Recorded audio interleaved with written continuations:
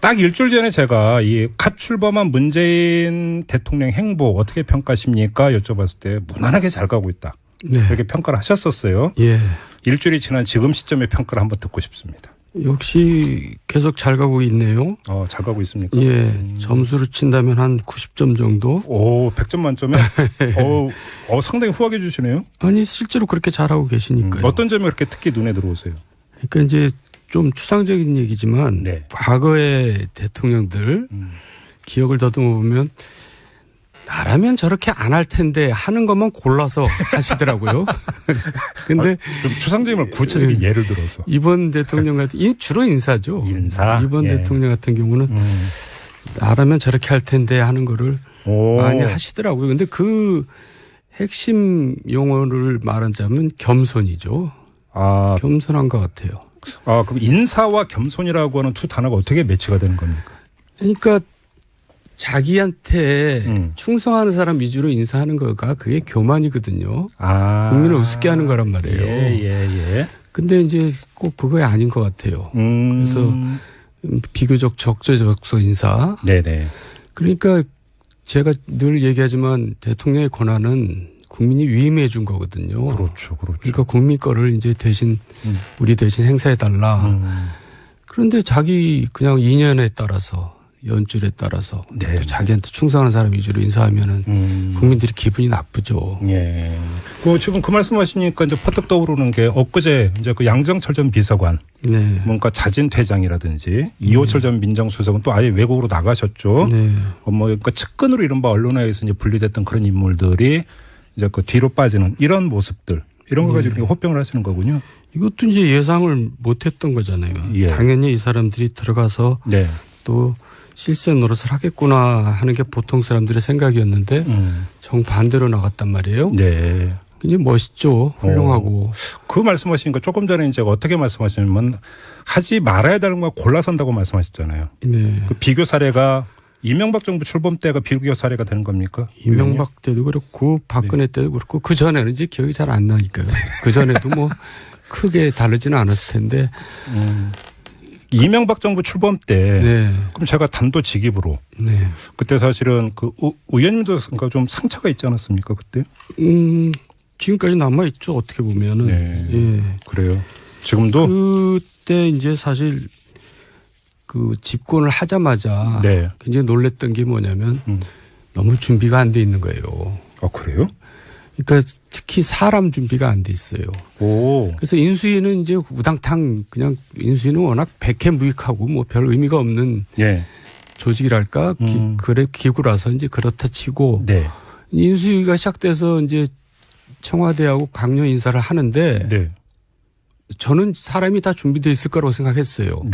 감히 뭐 제가 준비하겠다 얘기는 못하고 그런데 그때 사실 정확하게 얘기하면 저하고 뭐 김 교수님이란 분하고 이제 박영준 셋이서 그 당선자하고 넷이서 앉아서 인사를 하는 겁니다. 근데 그랬어요? 예. 근데 거기서 무슨 대단한 자료를 가지고 뭐 하는 게 아니라 그냥 뭐 개인적인 저녁 자리에서 얘기하듯이 이 사람 어때? 이 사람 어때? 저 사람 어때? 이렇게 되는 겁니다. 설마 장관 이렇게 그 주요 자리를 인사는 진짜 그렇게 했다고요? 그래서 제가 겁이 더럭 났죠.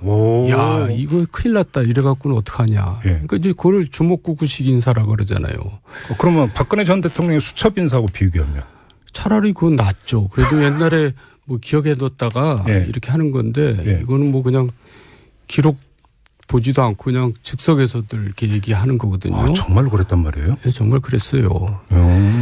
그래가지고 그러니까 이제 이분은 무슨 생각을 갖고 있는 것 같으냐면 사람은 그렇게 중요하지 않다. 내가 이제 하면 되고 내가 하라는 대로 시켜서 잘 따라서 하면 되지 뭐 그렇게 중요하냐 이제 이런 식이에요. 그때 유행은 이제 내가 해봐서 하는데 이 모드 뭐 그런 생각을 갖고 있으니까 그렇게 하겠죠.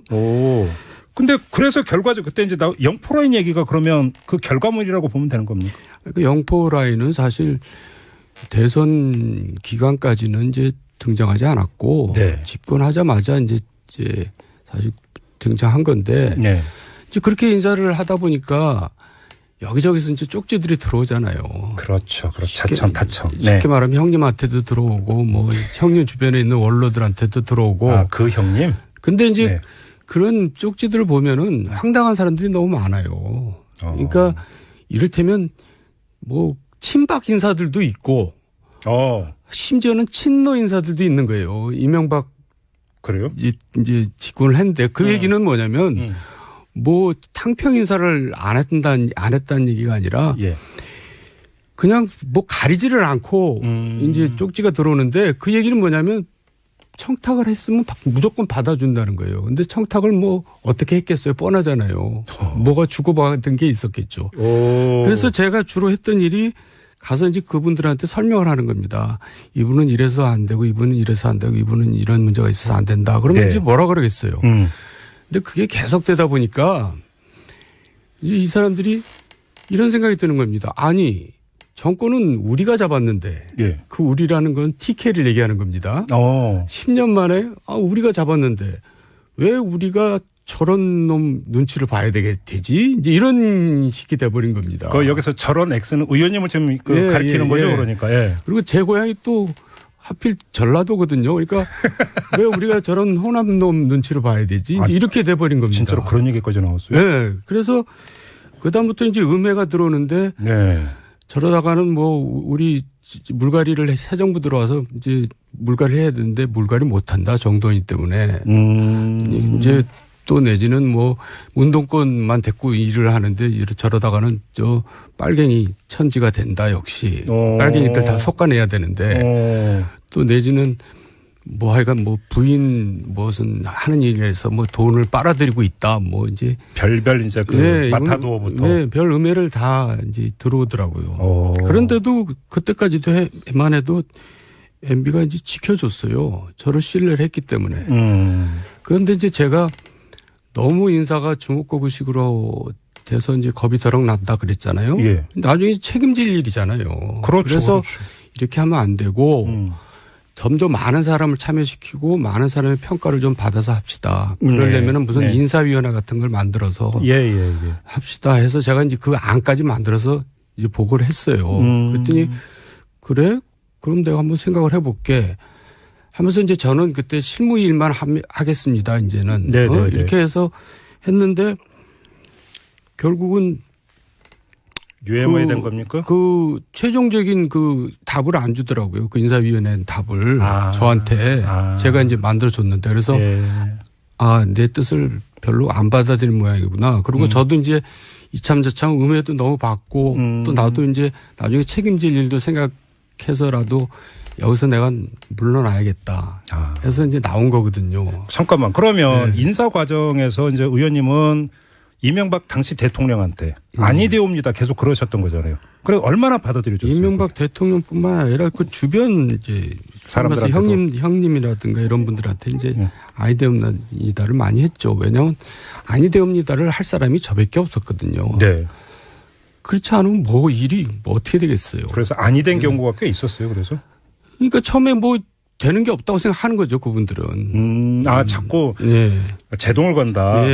정아무개가. 자기 뜻대로 뭐 한다 이제 이렇게 생각을 하겠죠. 두 번째 질문 여기서 있는데 이게 이제 일부 언론이라는 데서 권력투쟁으로 묘사가 됐었잖아요. 뭐 그렇게 결국 보죠. 언론에서는 뭐든지 싸움 모드로 이제 끌고 가잖아요. 많이 억울하셨어요? 많이 억울하셨어요? 아니죠.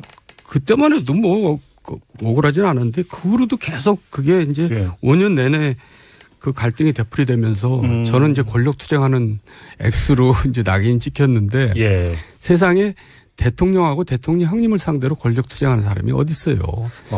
그렇네 진짜. 옛날 같으면 목이 10개라도 다 달아났죠. 대통령하고 권력 투쟁하는 건 대역죄죠. 봉건 시대 용어. 저는 대통령과 정부를 위해서 이제 그렇게 하는 건데 그걸 그렇게 권력 투쟁을 제가 그렇게 권력 투쟁을 했으면 대단한 인간이죠.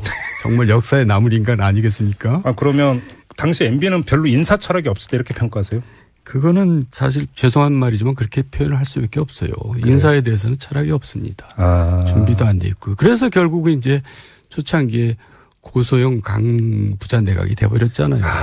그 단어 있었죠. 그래서 그게 이제 그때부터 민심 초기부터 읽기 시작한 겁니다. 조각 단계에서 인사 참사가 여러 가지가 있었죠. 그래서 정부 출범 초부터 지지율이 그렇게 낮게 시작한 대통령이 없었죠. 이명박 대통령 같은 분이 없었죠. 그러니까 이제 이건 좀 비유적인 표현이지만 차라리 인사 철학이 코드 인사나 이런 쪽으로 갔다 모르고 그냥 일관성도 없고 그냥 뭐 그러니까 청탁 들어오고 이러면 뭐 다 받고 그래서 일단 받고 뭐 자기가 주먹구구식입니다. 한마디로 얘기해서. 근데 그거를 또 뭐라고 표현했냐면 발표를 하면서 베스트 오브 베스트라고 발표를 했어요. 그러니까 철학이 없다는 게 분명하잖아요. 모든 사람들은 월스트 오브 월스트라고 생각하는데 강부자 고소영 뭐 이러면서 근데 그걸 가지고 베스트 오브 베스트라고 하셨으니 그렇죠. 철학이 없으신 그때 거죠. 조각 단계에서 참 문제됐던 그 면면이 벌써 이제 다시 지금 머릿속으로 떠오르는데 그때 국민들도 황당했던 이런 경우도 몇 가지 있었습니다. 지금 다시 그러니까 되돌아보다 보니까. 그럼 그때하고 지금의 인사하고는 확연히 다르다 이렇게 평가를 하신 거네요. 이제 더 두고 봐야 되겠지만 다르게 진행되고 있고요. 또 이명박 정부뿐만 아니라 박근혜 정부 때도 초기 인사를 그렇게 했습니다. 그렇죠. 근데 이제 다 드러났잖아요. 결국 왜 그랬는지. 사실 엉뚱한 데서 이제 다 이제 오다를. 저 뒤에 어떤 분이 계셨죠? 뒤에 어떤 분이 이제 다 명령을 내린 거나 마찬가지로. 그래서 이번에는 굉장히 잘 진행되고 있고 기대가 크다고 생각합니다. 네. 지금 저 그 의원님의 그 말씀 듣다가 그 저희 PD가 기사를 하나를 넣어줬는데요. 의원님 기사인데요. 정도원 의원 권력이 오만하면 민심 등 돌려.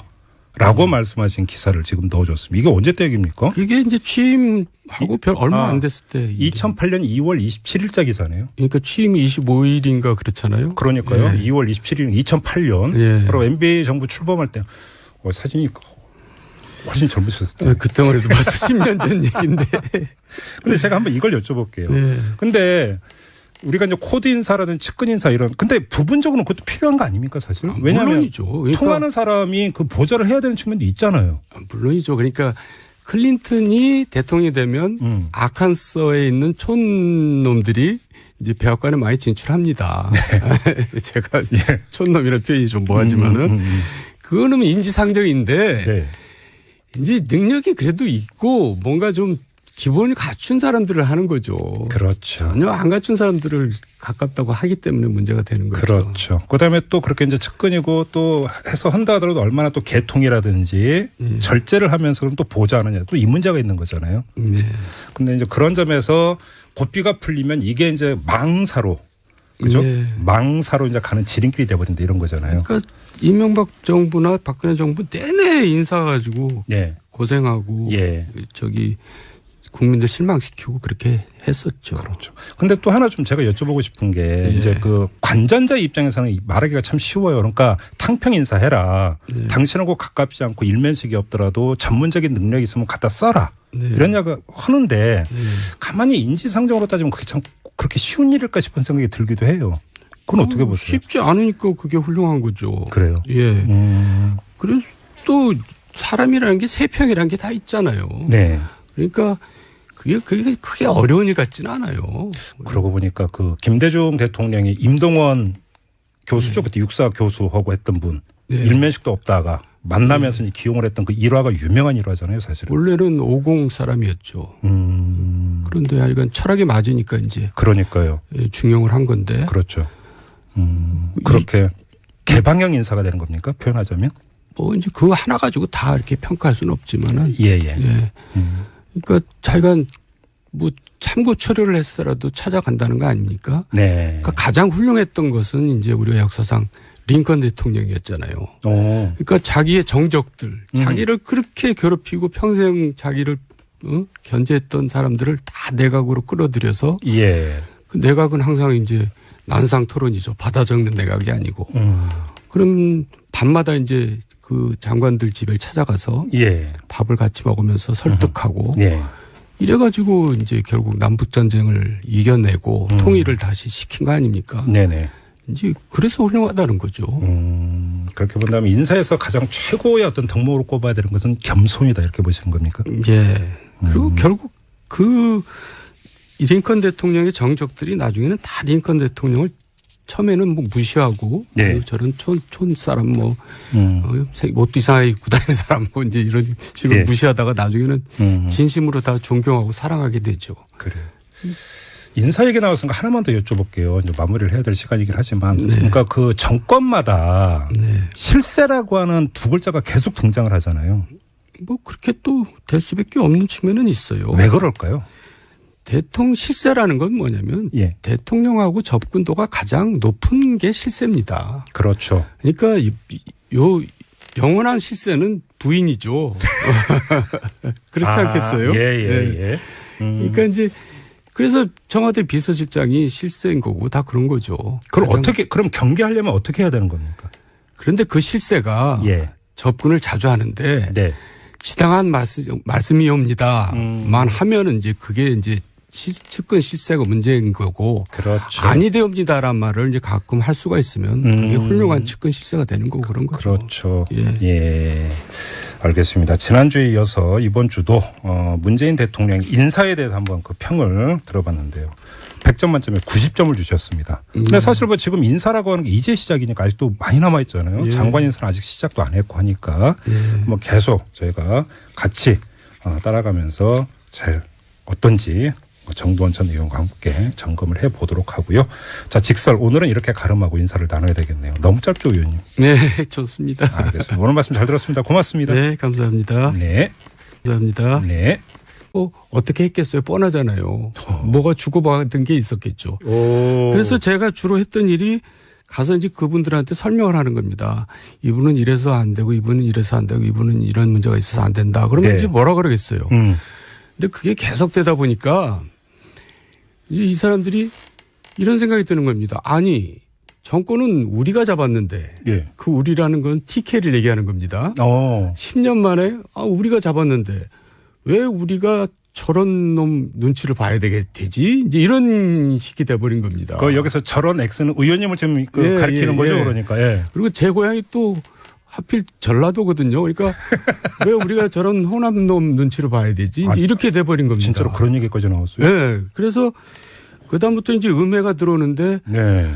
저러다가는 뭐 우리 물갈이를 새 정부 들어와서 이제 물갈이 해야 되는데 물갈이 못한다 정도이기 때문에 이제 또 내지는 뭐 운동권만 데리고 일을 하는데 저러다가는 저 빨갱이 천지가 된다 역시 빨갱이들 다 솎아내야 되는데 또 내지는 뭐 하여간 뭐 부인 무슨 하는 일에서 뭐 돈을 빨아들이고 있다 뭐 이제 별별 이제 그 마타도어부터 네, 별 음해를 다 이제 들어오더라고요. 그런데도 그때까지만 해도 MB가 이제 지켜줬어요. 저를 신뢰를 했기 때문에.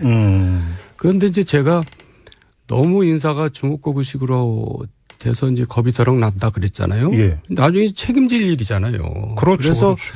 이렇게 하면 안 되고 좀 더 많은 사람을 참여시키고 많은 사람의 평가를 좀 받아서 합시다. 그러려면 무슨 인사위원회 같은 걸 만들어서 합시다 해서 제가 이제 그 안까지 만들어서 이제 보고를 했어요. 그랬더니 그래? 그럼 내가 한번 생각을 해볼게.